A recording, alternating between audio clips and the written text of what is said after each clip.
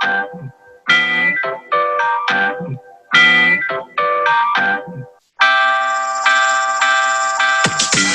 it's Joe West from the West Barn with Mike Shimshack. Today we got Lij Shaw on of Nashville fame. He's a record producer and engineer who made a decision to build a studio, as we all do, at their house. And I won't call it a home studio because it looks like a real studio. But that's the natural progression, I think, of every studio. It's like, I'm just going to start off with this computer over here with a couple of speakers, you know, and then it turns into taking over the room. And your wife's asking when she can have her living room back. That was all of my houses up until I built a room.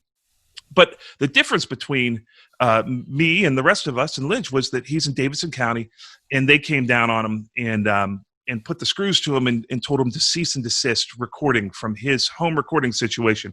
I'm going to read. It was a very publicized case here, the right to work out of your home, and they challenged the constitutionality of it and went to court and did what I guess for everyone, they sort of stop in their tracks and they say, hey, the man has told me I can't do something, but not Lij. He went and pursued it. The Institute for Justice took on his case. I'm going to read you a little bit of their synopsis. Lij Shaw is a single father and lifelong record producer, moved to Nashville in 1991. He has recorded nationally renowned Grammy Award-winning performers such as John Oates, Jack White, Wilco, Adele, and Zac Brown Band. He has been living in the same house in East Nashville since he bought it in 2000. When his daughter, Saraya, was born in 2005, he was inspired to take charge of his work life and find a way to better support his family, so invested thousands of dollars in converting a detached garage into the Toy Box Studio, a professionally soundproof recording studio where he could record his musician clients on his own property, all while remaining close to Saraya as she grew up. It was the perfect setup. Well-respected musicians used the Toy Box Studio. The 2015 Grammy winner for Best Roots Gospel Album was mixed there, and Lij operated for 10 years without incident. His soundproofing studio can't be seen or heard from the street, and his clients park in his driveway. None of his neighbors have ever complained to him about traffic or noise. Important fact there. But now Nashville is threatening to destroy Lij's investment and uproot him from his neighborhood. In September 2015, Lij opened his mailbox to find a letter from the Nashville government ordering him to cease and desist the operation of his home recording studio. A month later, an officer from the Nashville Coast Department called and ordered him to shut down his business or be taken to court. Lij was able to ward off an inspection by agreeing to take his address down from his website. But the officer warned that if codes ever caught him recording in his studio or even podcasting, he would be taken to court and shut down. So there you have it. It's something we don't think about. But it happened in full force to you. And you took on the fight and won the battle over what felt like years of me watching you on Facebook and watching it. Tell us a little bit about what happened in the battle that ensued and how you guys challenged it. You eventually challenged the constitutionality of this law because it wasn't equally applied. They were letting certain people like Airbnbs operate or people that had cosmetology businesses out of their houses, but they were focusing in on you all. So I guess there was a violation of equal consideration under the law. Why don't you tell us a little bit about your whole battle? Well, so for a little bit of clarity, and I'm sorry. Welcome to the program, Lij. Yeah, thanks. Hey, everybody. Thanks for having me. Got so wrapped up. I'm Lij. So for a little bit of clarity, the cosmetology businesses were not allowed any more than any other business. But the two things that were allowed were, or three things. An Airbnb was allowed to operate in a home. Daycares, you could have a daycare. There still is one right behind my house and right behind my studio across the alley. And, or you could be zoned historical, in which case you could have wedding events in your backyard. You could kind of do, what seemed like anything you want as long as you were zoned historical.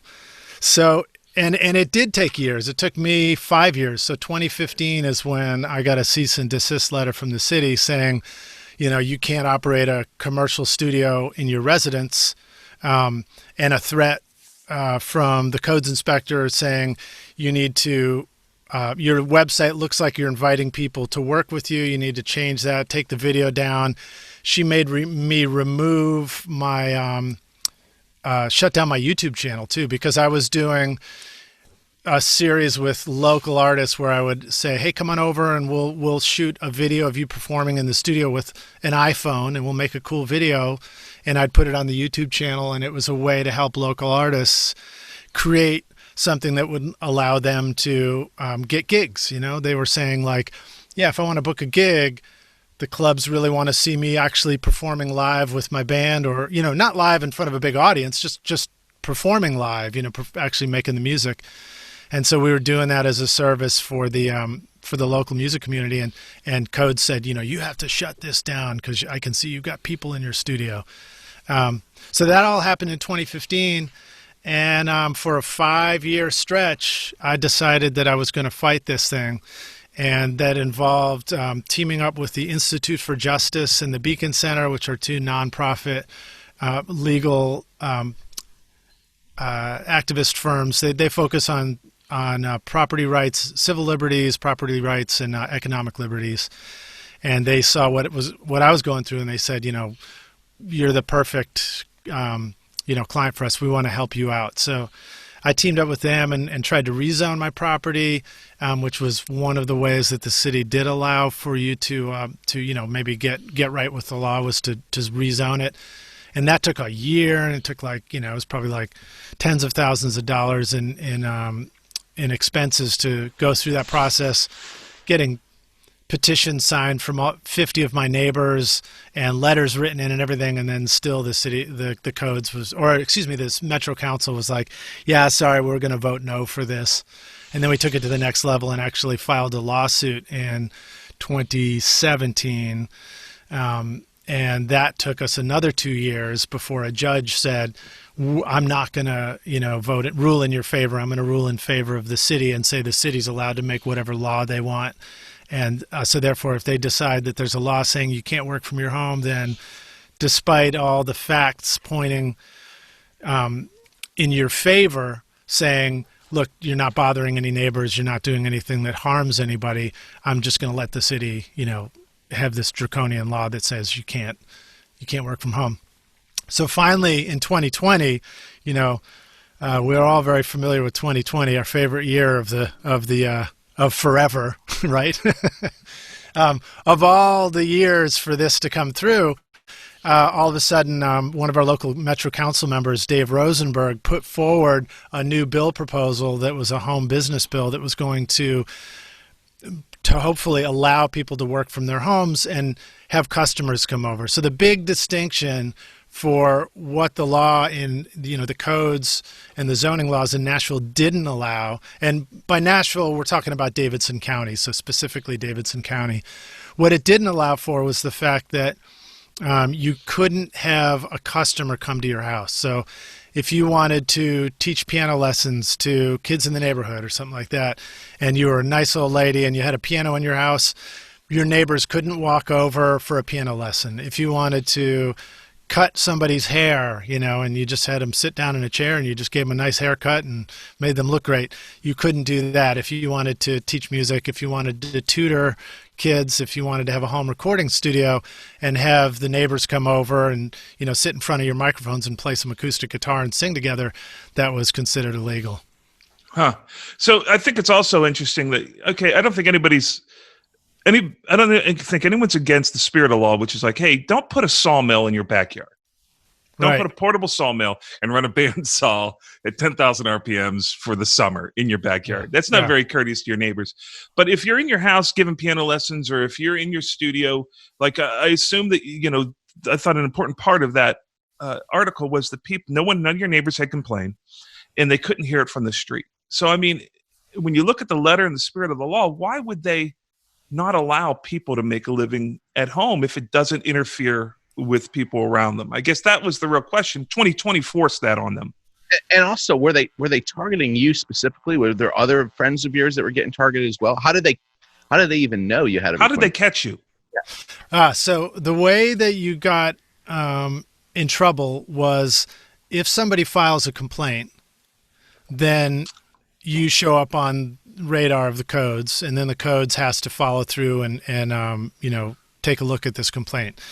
But the complaint form is a web form on a website where anybody from anywhere can go and file an anonymous complaint and just turn in anybody, and then Codes comes and takes a look at it. And primarily Codes gets complaints about things that are complete nonsense, and they're not even worth their time. They're grudge based. Yeah, they're grudge based. Someone doesn't like you doing well, or you have a client or an old music friend that's mad at you for one reason or another. Or what about competition? I mean, theoretically, it could even be competition.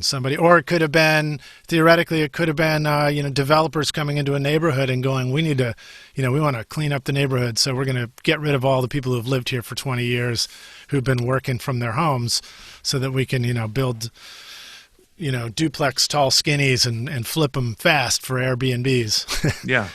But, and I should clarify too, I personally don't have any issue with Airbnb. I think I think the idea of short-term rental and, renting out a part of your house for somebody to spend the night or whatever, or you go on a vacation and people stay in there, I think that's brilliant. So I don't take any issue with that. That came up a lot in the whole discussion just because it's such an easy, hot topic for people to talk about. But so the web form is anonymous too. So that means if there's a complaint filed, you don't know who it is that complained against you, and the Codes themselves would say they didn't even know who complained. They'd sort of, act ignorant about letting you know who it was, which to me, I'm pretty sure I thought there was something in the Constitution that says, you have a right to know your accuser in a court of law. So it was a little bit weird to not be able to even know who was complaining or what they Someone could do about. That from the web from a different state. Yeah, you don't have to prove residency in the county. A hacker from another country could do it. To pretend you never heard that. So I guess to get to the conclusion, you won this battle. Yeah. So I ended up winning, but I should point this out because this I think is key too. We never knew who complained until I think it was 2 years in. When we filed the lawsuit, my lawyers went on Channel 5 news program. They did something called the Open Line. It was a call-in news program. I saw this. And they were on the television doing a Q&A. So it's like, call in, ask your question about this issue. What do you think? Should the law change, et cetera? And people called in and they asked questions. Most people were called in, they were for it. Maybe, somebody called in and said, I don't want a sawmill in my neighborhood, like you said. And then one guy called in and he said, well, I'm the guy that filed the complaint. And we were all like, whoa, what? And so he starts explaining. He said he just wanted to, he did computer repair was his specialty, and he wanted to be able to do it from his home. And he got a business license, and he got his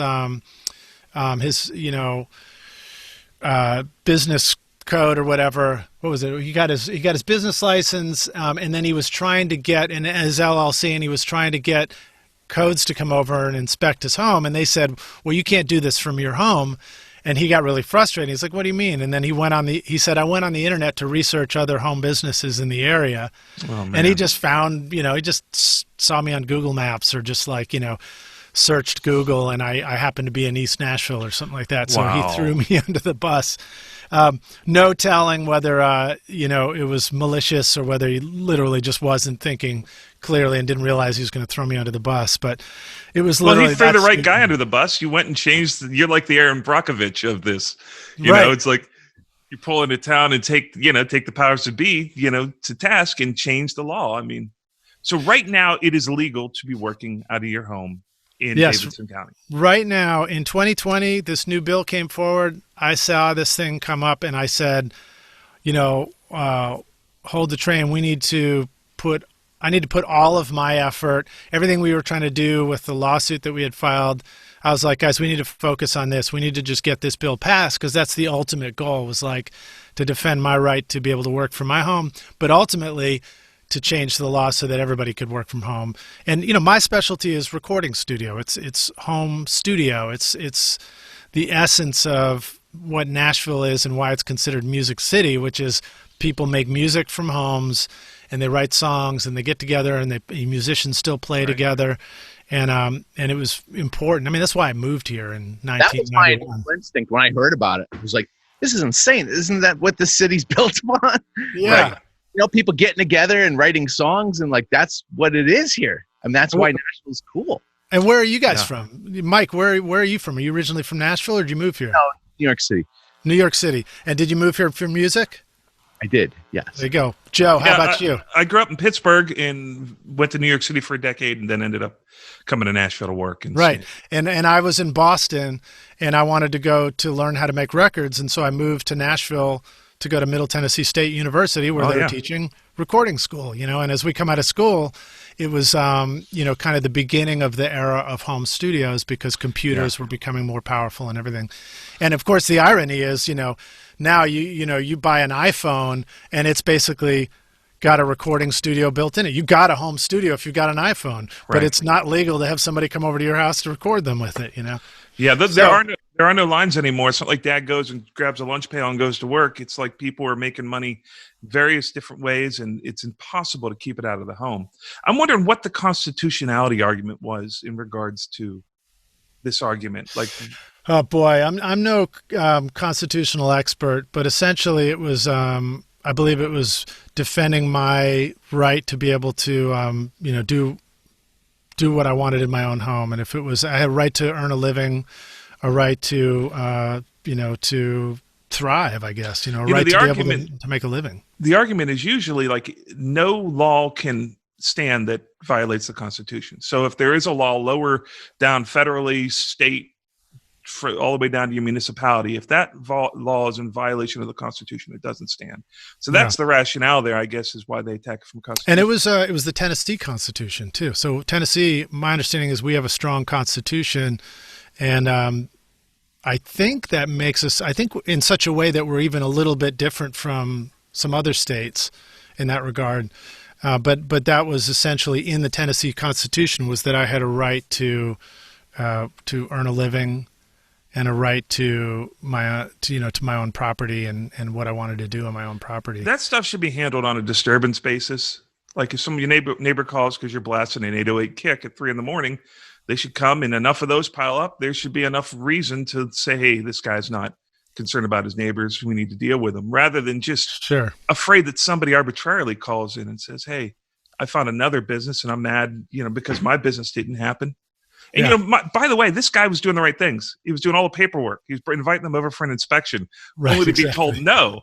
Then they reward people that don't say anything, right, and just try to stay under the radar.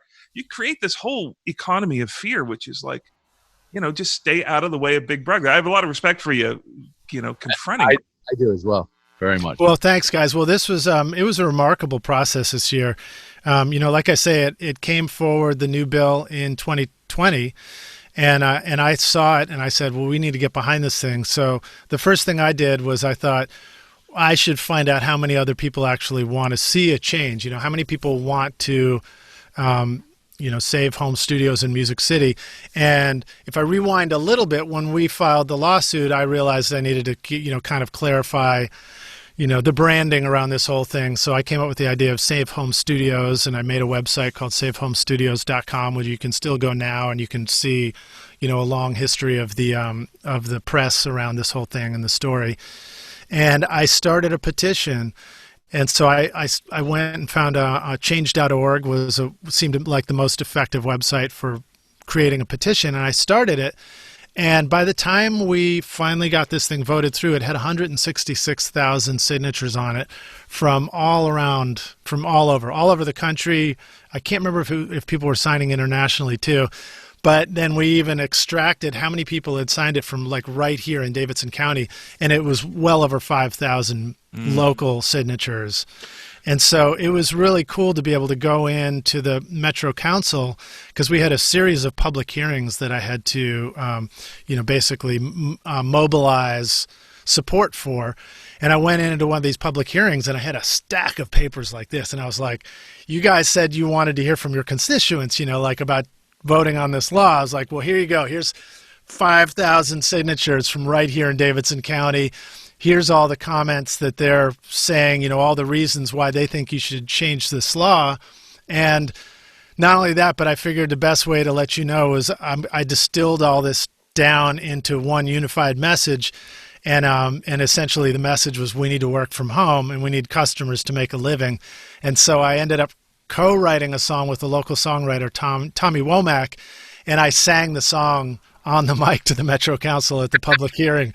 And believe it or not, I really am shocked by this. Nashville, Music City, of all places, I think I was the first person to ever go sing a song to the government, to the Metro Council, to make a point. So That's surprising.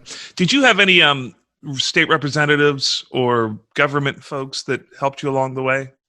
That took up the cause? We had, Metro Council for sure. I definitely had supporters on the Metro Council that were sponsors of the bill. Dave Rosenberg was the one who sponsored the bill initially. Jeff Syracuse was another strong supporter. And those were the two Metro Councils that I really had communications with the most.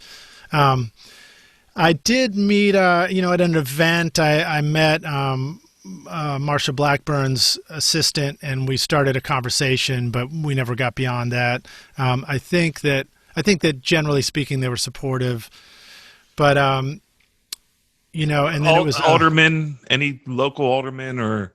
No, well, I don't know that. I don't think we have aldermen, do we? I think we have Metro Council members. Yeah. Okay.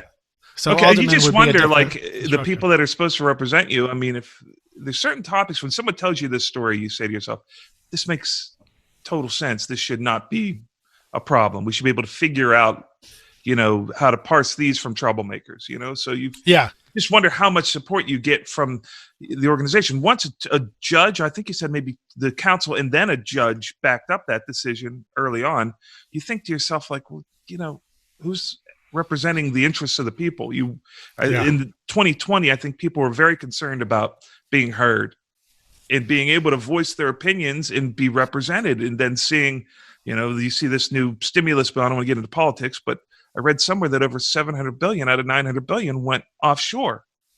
And you think to yourself, like, what are we doing? Where do we fit into this? Where do we have a voice? How do we say stop? Or how do we, Mike or I would have just said, okay, I'll just have to do this under the radar or not do it at my place. It takes people to stand up. And I mean, this is a smaller version of getting onto, ships and going off of other continents, or standing up and saying, don't tread on me, or dumping tea into a harbor. This is a small representative of that. So. Yeah. And it was an amazing process for me to go through that and realize that just the act of, the alignment of a lot of the right things. So the fact that there was a bill before the council, there was something very specific, a target. I think that's really key, is you have to be very, very clear on what your goal is and what your target is. And then you have to simplify your message so that you can communicate to people clearly what you're all doing here and what the goal is, And obviously 2020 has been, talk about a year for, a year of opinion, a year of strong feelings, and a year of really, really, really good reasons to get up and say something. So many different issues. And I would think that, it's pretty universal for people right now to feel like, I feel incredibly strongly about that something needs to be done about something, whether it's like, the year of the pandemic, or the year of the Black Lives Matter, or the year of, political goals. But it's possible, get behind an issue, clarify what it is, and say something about it, and mobilize people to do something. So not off topic, but sort of off topic. You've got an MCI console in your space. Yes, I do. Very interesting console. Like, I've never seen an MCI. It must be like an early prototype to an MCI, right? That's exactly right. It was a custom-built MCI that Jeep Harned built for Criteria Studios, where it lived in the 1970s. And it was a one-of-a-kind, so it's all discrete. In fact, it showed up here, and there weren't even any schematics. So schematics, for those who don't know, are the drawings that tell you, like, this goes to this, here's where this wire is supposed to go, here's how you hook it up. And it didn't have any of that, so I had to start reverse engineering it myself. When it got too difficult for me, I got another local tech to do that. But the console has an incredible pedigree. When I was at Criteria Studios, it did records like Hotel California for the Eagles, Staying Alive and Saturday Night Fever for the Bee Gees, We're an American Band for Grand Funk Railroad. Oh, wow. Do You Think I'm Sexy for Rod Stewart? The soundtrack to Grease. It recorded Margaritaville. This was all on that same console? It's all on the same console, yeah. And then we actually, proudly, we took it back to the Grammys in 2015. So Mike Ferris was mixed. His record was mixed by Chad Brown in my studio, and I helped set it up for him through the console so that they could mix it that way. And then that record won a Grammy. So, you know, it got 2 Grammys in the 70s, or I think it was like won the Record of the Year, Best Song of the Year nomination or Grammy, and then we took it back again in 2015 for Best Roots Gospel Album. Wow, that's so. I was looking at the video of the little tour, and it's got those cool little radius faders that you see like in the old EMI Valve consoles. How many inputs is it at Mixdown? It's 20 mic pre's in the center section, and then there's a sort of a touch button routing matrix that makes me think of like an old 1970s elevator or something where you just touch it and it connects the metal contacts. And then that comes back over on the right side, and then there's 24 faders. So it's a 24 fader mix back. But I mean, it's not, you know, it's like having an old Model A or something in the, you know, that you drive around town. It's not going to, you know, you're not going to race the local Lamborghini. So it doesn't do all the crazy routing that an SSL does, but it sounds amazing. And in fact, the video series that I was talking about where I was having local artists come in, that series is called Stereo Sessions, and there's a website, stereosessions.com, still takes you to all those videos. And granted, we shut down making new videos, but I didn't remove the old ones. But all of those, I would set up a camera on the console with a fisheye lens, and I would mix the band live through the board, and so you can actually hear what the console sounds like when it's all entirely recorded and mixed through the console over at stereosessions.com. So this is a split console. Split console, yeah, okay. Very old school. You know, back in the day, most British consoles, you know, you would have one side for inputs and then your jukebox or your return. The split version is that sound comes in this way and then goes to your tape machine and comes back on a little jukebox.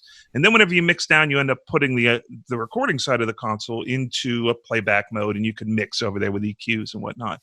Most consoles in the United States, after, you know, VR and SSLs, all the consoles that you probably have worked on in large format studios are inline consoles, meaning they usually have 2 faders and you record and mix down in the same, every fader is the same. Yeah. So it's interesting. I'm wondering what kind of control you have in the jukebox section. Is it just panning? Is there any EQ over there? There's EQ and there's panning, and then there's a quad bus slider, which will slide to the front bus and the back bus. Look, that's nice little zoom graphics there. Front bus, back bus. And the EQs are modular in that they're cards that slide in. So you can actually pop an EQ out and go put it in the recording side, or pop it out and put it in the mix back side. And I've got a local tech, a guy named Mark Richardson right now, is actually reverse engineering the EQs so that we can start fixing them up and make sure they're all working and stuff like that. Are they full blown EQs or just high and low shelves or real limited? No, they are low. There's a low cut, a high cut with a switch. Then there's a selectable low end and a selectable high end shelf, I think. And then you can boost or cut the low end, boost or cut the high end. And then there's a mid-range boost only. And you can select the frequency and boost it. And how about on the record side of the console? A more thorough EQ? No, it's the same EQ. Okay. Yeah, so, interesting. I mean, you know, it's usually old in those school. jukeboxes, they used to put a real limited version of EQ, like high and low shelf.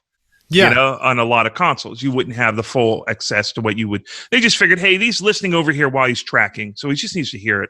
And then he'll bring it over here on the real section of the console and mix the record over here once, you know, he's not recording people. So he doesn't have to have, you know, these channels do one thing at a time.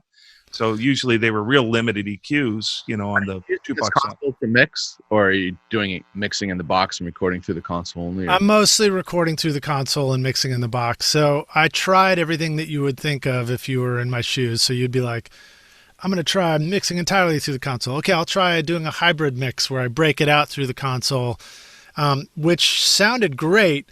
But the problem is the console, like I say, it's like having an old Model T, Ford or something like that, Model A, where you like every day I'd pull it up and I'd be like, is this the same settings that I had yesterday? Mm-hmm. So in the spirit of being able to recall a mix and continue working on a project where we left off, ultimately it became Mix in the Box. And, I use Pro Tools, and that's become so good sounding now that you can really do just a ton of great things right in the box. But with all that said, every time I go, break it out and listen to it on the console again, I'm like, oh man, that sounds good, Yeah. So I don't know if we ever leave that sort of cycle of like, I'm going to try and use the old stuff. No, I'm going to try and use the new stuff. No, I'm going to go back to try and use the old stuff. There's a version where we don't even remember the old stuff. People now are starting to remember the old stuff, but they never really worked with the old stuff. Like their dad worked with the old stuff. It's like their perception of what their dad thought about the gear he actually worked on. He's like, oh, you use this for this, but I've never done that. So we're in that generation. Once we get rid of that generation, it's going to be like, they're going to be looking at it as though it's like, they're not going to understand the concept of a tape machine actually being used to hold media, right? It's I use it to hit it and bias it and get that tape sound. But they're like, wait a minute, they actually stored the songs on? They don't. There's going to be that leap. So I had my niece was over at the studio with a couple of friends, and they looked at the old tape machine and everything. And I was thinking like, tape machine hasn't been turned on in 3 years. It's time to find a new home for it or something. And then and they look at it and they're like, oh, that's so cool. No, you can't. You got to use it. You got to keep it. And in a way, I remember being the young person in the studio who looked at the old stuff and was just like, wide-eyed looking at the old gear. And so I appreciate that, the next generation keeps us on our toes, because, maybe that is just the thing we do. We get comfortable and we're like, yeah, this works. It's more reliable. And we get older and we stop using the cool stuff in the same way. And it's good that the kids keep us, It's like the frog boiling. We're slowly moving away from it. Have you ever seen that video on YouTube where they give a girl like a dialing phone? Like the grandmother gives it. She gives her, the girl's trying to figure out how to get the phone to make a phone call, like an old phone with like a rotary dial. Yeah, oh yeah. And the girl, for the life of her, she's holding it. She's pushing on the numbers inside the holes. She can't figure out like anything about this phone. That's what we're ending up with Pro Audio. It's like, oh, I know what this is. I know what it is. It's like we look at old bones, out of like, a dinosaur. Yeah, and you're trying to reassemble the dinosaur. I remember when we got our touch phone, the first touch phone we got. Well, so first of all, you talk about dial phones. Back in the day, you had a phone call. I called my choir instructor, and we were able to sing harmony together over the phone to rehearse for the performance the next day. You can't do that anymore. Right. Can't do that on a Zoom call. Can't do it on a cell phone call. All the delays and latency with all the digital stuff. That's a big thing we lost, You used to be able to actually be in sync over a phone line. And then my mom, when we got our push button phone, she was like, she had the funniest comment. She's like, oh, I don't like the push button phone. I used to be able to think about what I was going to say to the person on the other line while I was dialing, and now it's too fast. The phone call. Well, how many times would you get halfway through a number and then you'd screw up at the end, and you were going to be like, start all over again. Yeah. And when you hit that, if somebody had a 9, you'd be like way over here, and you had to wait for it. Yeah. You were praying everybody had like close to 1 through 6 numbers in their dialing. Yeah, man, that's an interesting concept about technology. The best way to do it is to find ways in which it fits into your workflow that it ends up. And I've been saying this forever, but they're guitar pedals. Everything old analog gear are guitar pedals. You put them into a signal chain as if they were guitar pedals. And that's the way we need to, that's the best use of them. And then you store them forever, like they store old 35 millimeter tape on videotape. Like they could preserve that look digitally, or on VHS, you could preserve that look on digital. You preserve it in the digital world and use it purely as, what we used to struggle with Dolby A dealing with, or bias and tape machines dealing with the limitations of the production, have now become production techniques. Yeah, hopefully we store it forever. Yeah. We don't know yet. One of the things working with Steve Albini up at Electrical Audio, he pointed out that 100 years from now, you can pull out an analog tape and put it back on the machine, and it's still going to play back the music. But you try and do that with old digital stuff, and nobody knows yet. We don't know whether. Well, I know DATs back in the day. The DATs that I have, very few of them will play. Yeah, I mean, my DAT CDs. machine the machine itself doesn't work anymore. CDs as well. If you store a CD for 10 years on a spindle and try to get it back in somewhere, it doesn't like it at all. Yeah, somebody will come up with, somebody's working on archiving in the digital world so that you can retrieve it down the road. And well, it sounds like you're a man of many tasks. You've got this website where you did the video shooting. You also have a podcast called Recording Studio Rockstars, which is a #1 iTunes podcast, I think I read. Yeah, we had #1 when I launched. I was really excited about that. It was actually what we called I called it the Triple Crown. So, very intentionally, I tried to make sure that we had a good launch, and you launch it in 3 categories. It was music, education, and technology, and it hit #1 in all 3 categories. Wow, dude. That was pretty exciting. Thanks. It's incredible. So that is do you do that weekly? What's your release schedule? It's a weekly interview with recording professionals, so typically engineers, producers, musicians.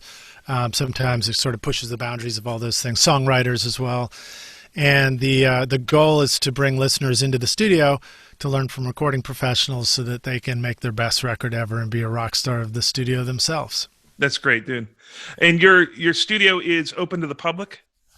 My studio is open to the public, yeah. Now legally.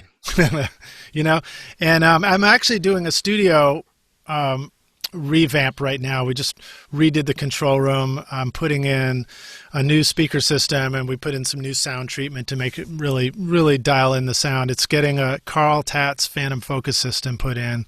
Those things are incredible, man. It really is. It's the best sounding speakers I've ever heard. Mind-blowing. And we just got all the treatment done. Now the onus is on me to go scoot the console back into place, put the new racks in position, hook the gear up, and see if I can make the MCI console work in this new setup. So I have to do a couple of things to it. I've actually got to take the meter bridge off the board and set it down so that it doesn't have a physical blocking of the speakers, and then also see if I can work ergonomically that way. And hopefully, fingers crossed, I can get all that to work. If I can't, then I'll think about stage 2. Maybe I find a new home for the console and just shutting down your studio. I'll shut myself down. What Nashville Metro couldn't do, you'll do to yourself. Instead of sending myself a cease and desist letter, I'll send myself a letter that says, "Stop being an idiot." Well, dude, I'm glad there's people like you out there to fight for the rights of all of us. So we appreciate that. It takes a special kind of person to do that. Thanks, man. So check out the podcast. It's Recording Studio Rockstars.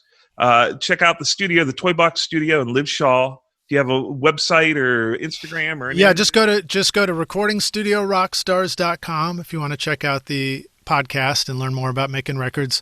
Go to thetoyboxstudio.com if you want to check out my studio, and go to savehomestudios.com if you want to learn more about the story of actually fighting the city, how I was able to do that, and also just be in the loop, sign the petition, join the email list so that you can stay in the loop. Because and the fight is not necessarily over, right? You said there's a sunset clause that it has to be renewed. Yeah, so we were able to get the bill passed, but the provision was that they put something called a sunset clause on it, and that means that in 3 years, if in 3 years the Metro Council has to vote through to continue the bill or to continue the new law. If they don't vote it through, then it defaults back to the old draconian law that says you can't work from home anymore, and we'd have to fight it all over again. So 3 years from now, we're back on. It's mission critical to get them to say yes on this thing and keep it going. Well, thanks, brother, for coming on and sharing your story with us. Great story and thanks for great accomplishment. All right, that's it. We appreciate you tuning in. Go ahead and hit the subscribe and notifications if you're watching on YouTube, or if you're watching on any of the podcast streaming service. Go ahead and like that. Say also put a comment in if you can. We appreciate it. That's it this week. Signing off from the West Bar. This is Joe West and Mike Shimshack. We'll see you next time.